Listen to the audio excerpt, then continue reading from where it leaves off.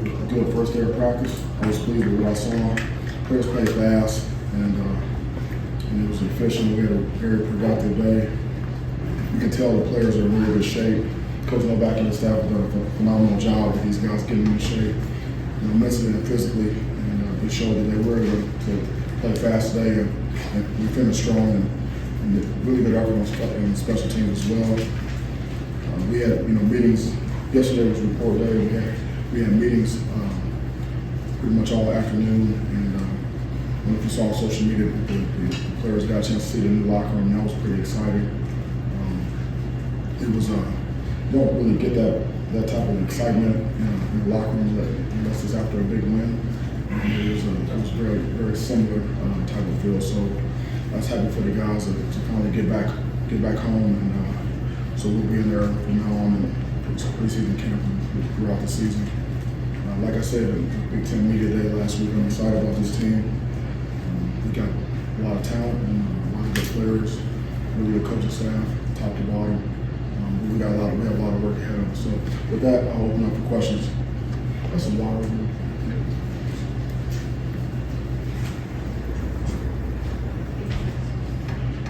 Going off of that, at Big Ten Football Media Days, you said that this team was hungry, determined, focused. So how did you see those three words play out as you stepped onto the practice field today? The hunger, their hunger and focus, and how determined they were. I can really measure those things by how they go about their business.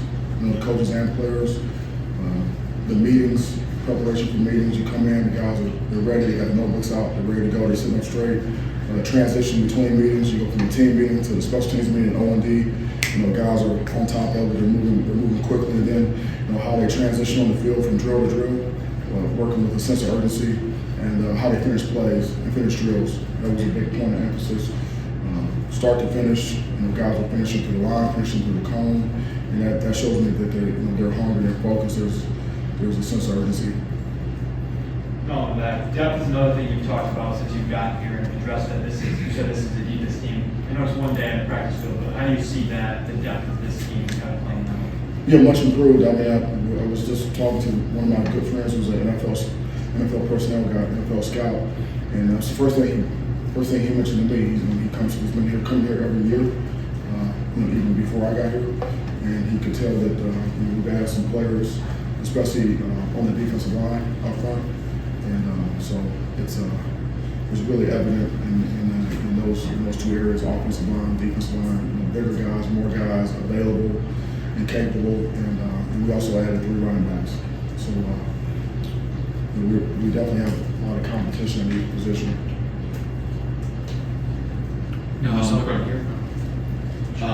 Last time you guys practiced, obviously, Peyton was go around. What have you seen from those guys? And it's only day one, but obviously with the competition and You want to know who the starter's going to be? Exactly. Get it out of the way, and we won't ask you anymore about it. I doubt that. No, I mean, what I saw today was really good competition. I was impressed with those guys. I mean, Jay Johnson is an excellent coach. He's a very good teacher, and I've seen him bring Noah along and Caden along, and Sam's even gotten better since he's been here a short period of time because we were able to work with him over the summer. So, very good competition, a lot of good balls being thrown, really good communication, guys on the same page with the formations, the checks. So it was good work out of that group. Mel, wondering if anybody caught your eye in terms of guys who got here in the summer, freshmen or transfers? Yeah, guys got here with summer. Yeah, Jalen Sammy. He played for us as a redshirt freshman at Colorado. Big, 6'5", 300-pound defensive tackle. He's a massive human being. He's really light on his feet, and he adds to the depth and makes us more competitive there. Got a chance to see Jonathan Kim today, the kicker. Ball jumps off the show. He's got a really strong leg. So that was impressive. Sam Levitt, he came this summer. He's gotten better since he's been here. He's very competitive. He's very athletic. He's very focused. He's a really smart guy. So we had quite a few guys that got here, and I was just impressed with the group. It's a better vibe with this group. We talk about toughness, discipline, and being selfless. And I told the guys if we can be a selfless football team, they're just buy into the team concept, buy into something that's bigger than themselves, and we'll have a really good chance to help this season. Audrey? No, you don't talk about injuries, and it's obviously day one, long camp ahead. But with Nick sitting out today, what did you see from the younger centers, Wigginton and Fincher, and if they get to a point where they might need to play, what experience that they got last year? How does that translate to that position in particular? Yeah, they're good players, and we brought them here to play. Gino can also play there, and Coach Cap, as you know, is a really good coach. He can develop players, and guys have to learn multiple positions. So I feel good about our depth there. You're talking about Nick being out, but you're talking about another 3 guys that can play the spot. And I'm not sure if we were in that position a year ago. No. I know receiver, that's the position where your head can spin early on for freshmen. I'm wondering some of the second-year guys like Terrell Henry, Antonio Gates, what step do you expect them to take, and what do you see from them? Yeah, so you look at like Glover, Gates, and Tyrell, just consistency in performance because they're all very talented guys, and that's how they got here. And they all have flashed in the past. I think, at some point in time, a year ago, we all said these guys are going to be really good players. But the key to it is consistency in performance. Doing it day in and day out. They all can run. The ball skills they can catch. They're smart. They're competitive. They're willing blockers. So I just think with really good practice habits and really good competition and Coach Hawk coaching those guys up, I think they will become more consistent. But that's the next step because there's no doubt that they have the talent to be able to do it. But just do it on a consistent basis. Hey man, today definitely is a high with starting up, but just reflecting back, it was a horrible, life-changing experience with the campus. Tragedy. So with your high standards, how are you going to prioritize the mental health of the players going forward after everything that's been going on? Yeah, that's a great question because it's been a point of emphasis here. We have quite a few mental health practitioners. As a matter of fact, I have a meeting today with one of the practitioners talking about a plan for moving forward with the players. I can remember, back in early in my career where, we really didn't even talk about mental health. It was kind of like taboo.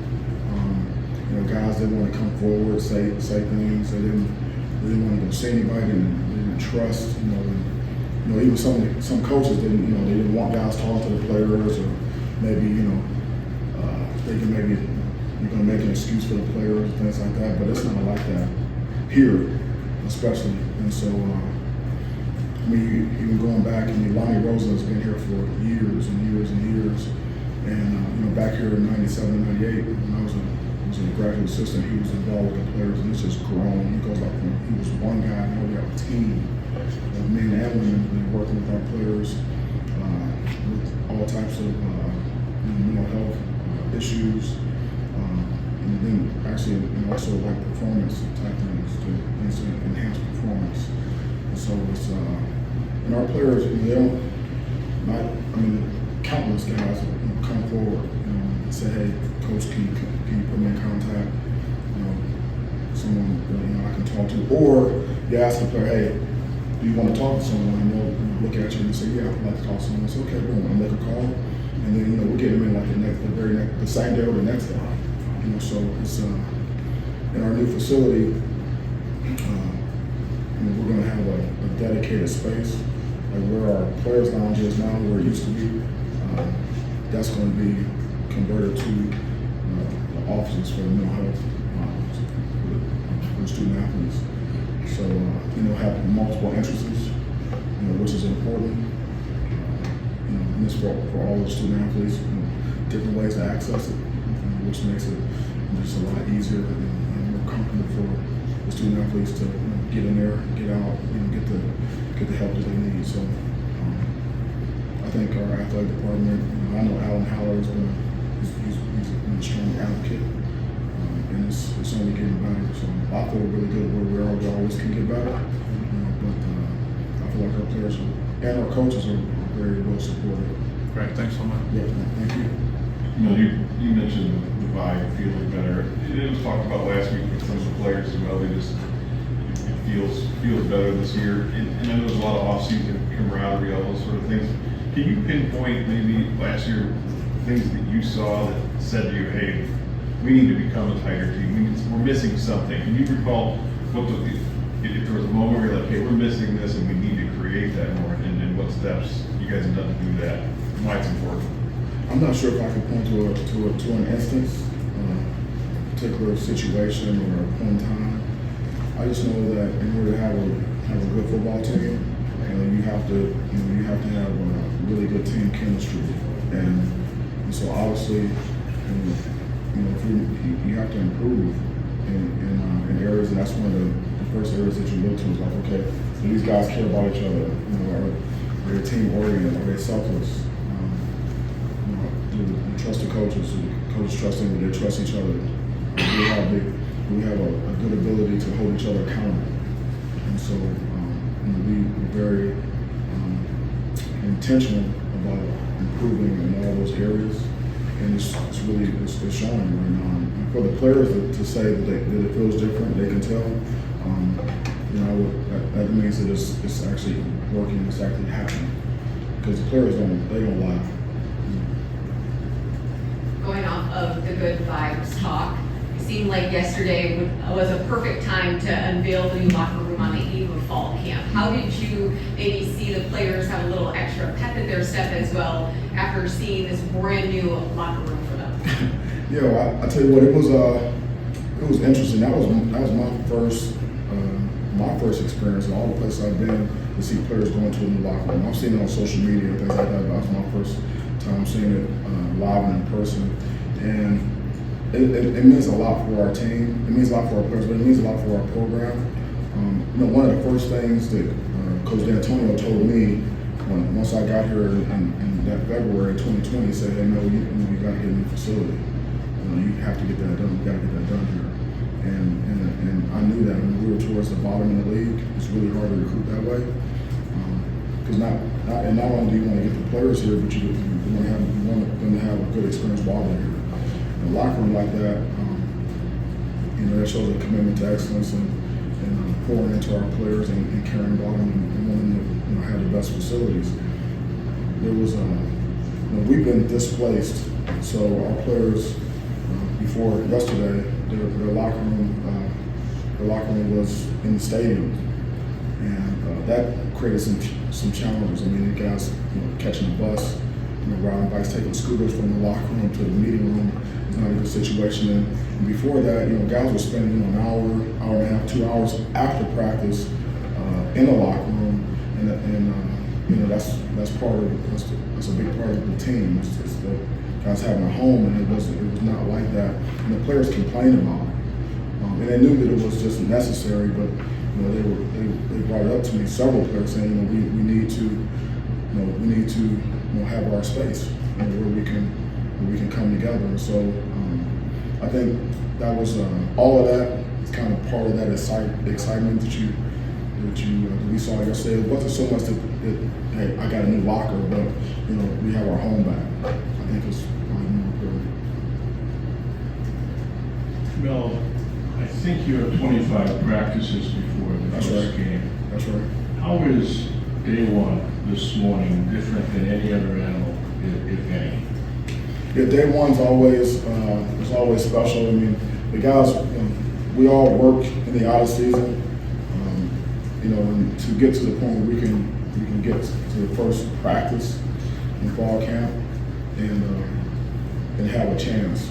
You don't know exactly what it's going to look like until you actually get them out there, and until you get them on the grass, get them lined up, start doing the drills, and it was as good of a first day as I've been around in terms of guys knowing what to do, the practice organization.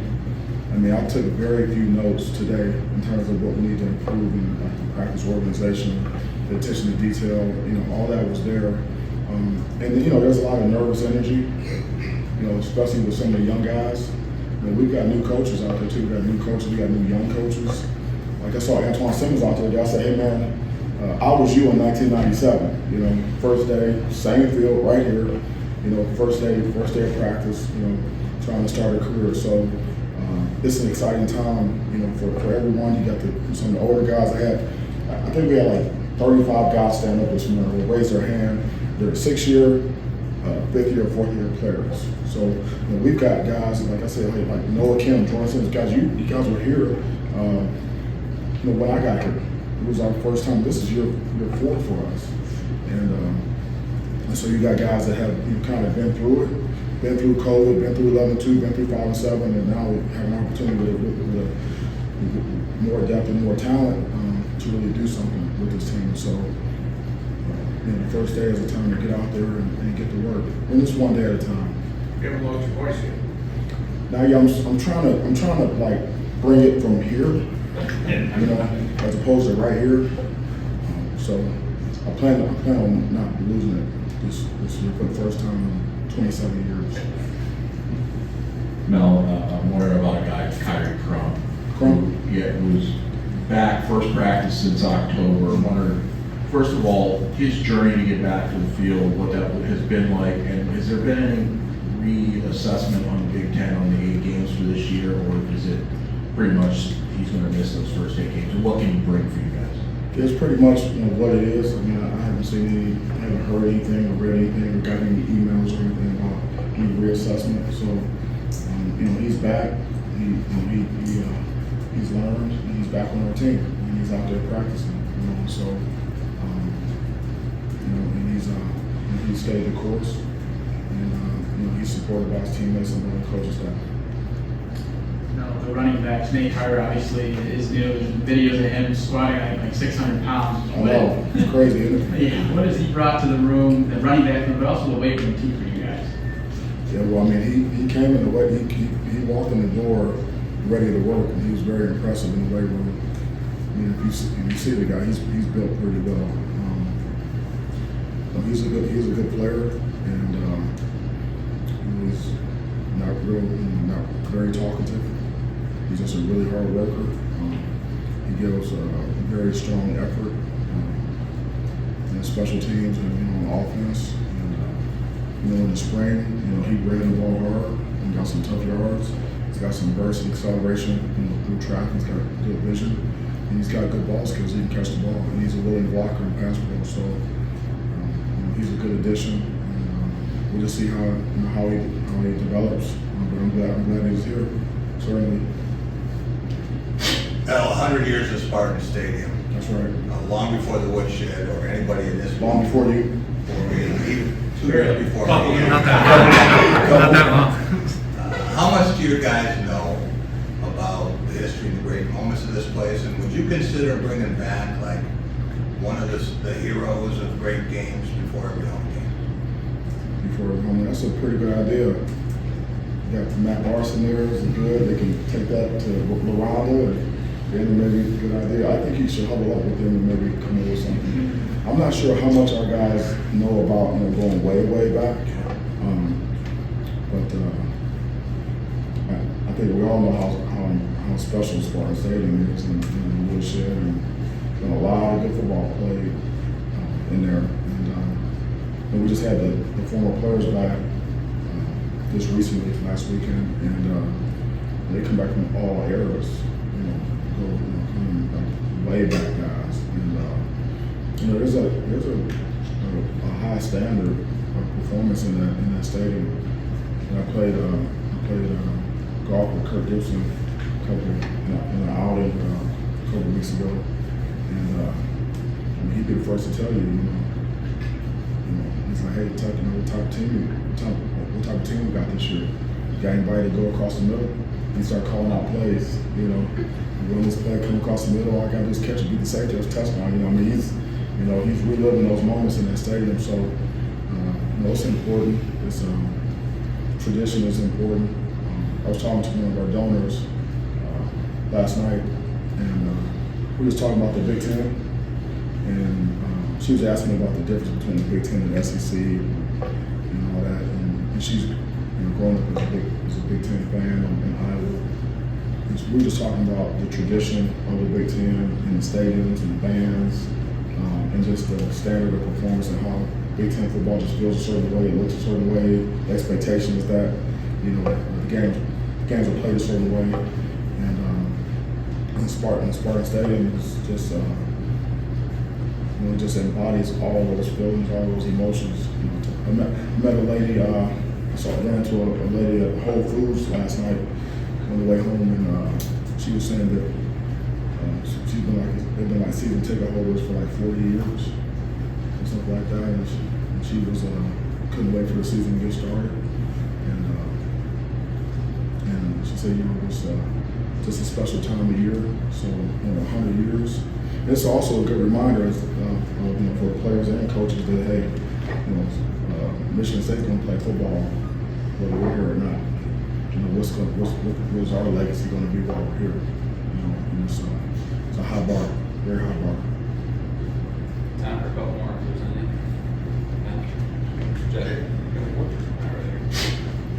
I was wondering from the mid-year guys, the true freshmen that were here in the winter with your spring practice, Jordan Halls of the world, have you seen from them the progression they made, you know, the benefit from being here that whole 15 practices? Yeah, I mean, I'm asked this question of recruiting all the time, especially from the parents. Like, what are some of the benefits to coming early? And there's quite a few. First is, you know, academically, you get a chance to get a full semester under your belt, a full load, get a chance to get off to a fast start, a good start, without the pressures of having to play a game, like you would if you came in the fall. Because when you come in the summer, you know, you got summer school, that's not a full load, and then all of a sudden school starts and season starts, it can be overwhelming for guys.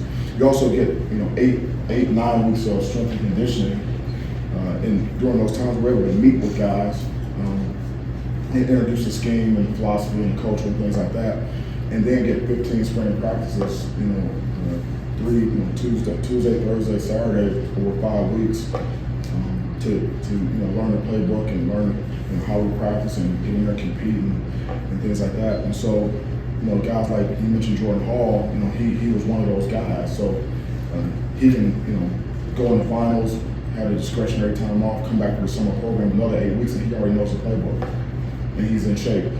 And he knows what to expect from the coaching staff, his teammates, knowing he can help the younger guys, the other guys that come in June, you know, help them transition. And so he gets the chance to learn the system again over the summer during the meeting time that we do have. And so when we start fall camp, he's getting the system, the installation for the third time.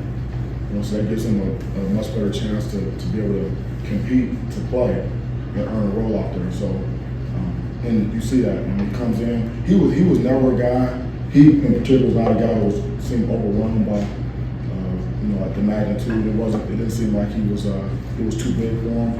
But you know, once you go through an out of season, spring ball, and then a summer program, and you go into fall camp, you know, those guys that do that, they look a little different.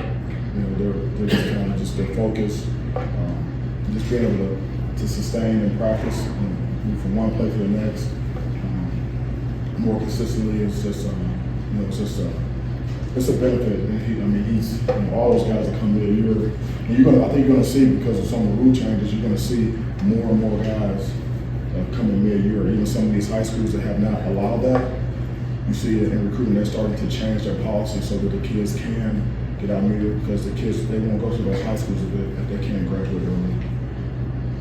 Thanks for your time, Coach. Appreciate it. All right, thank you so much. We'll see you next time. Go Green.